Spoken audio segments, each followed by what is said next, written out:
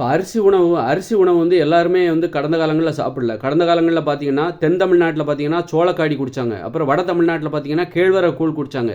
அரிசி சோறு யார் சாப்பிட்டாங்க தெரியுமா? அந்த நெற்களஞ்சம், தமிழ்நாட்டின் நெற்களஞ்சம் என்று சொல்லப்படுகிற காவிரி நீர் பாசன பகுதி இருக்குல்ல, அந்த பகுதியில் இருக்கிறவங்க தான் அரிசி சோறு சாப்பிட்டாங்க. காரணம் என்னென்னா, அவங்களுக்கு வந்து நெல்லை விளைய வைக்கணும்னா உங்களுக்கு நெல் வயலில் எப்பவும் தண்ணி தேங்கி நிற்கணும். அப்போ தான் நெல்லை விளைய வைக்க முடியும், நெல்லை உற்பத்தி பண்ண முடியும்.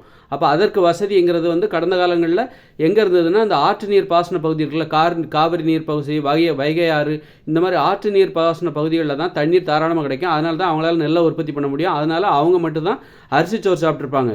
வட தமிழ்நாடு, தென் தமிழ்நாடு இங்கே வந்து தண்ணீர் வசதி குறைவாக இருக்கும்.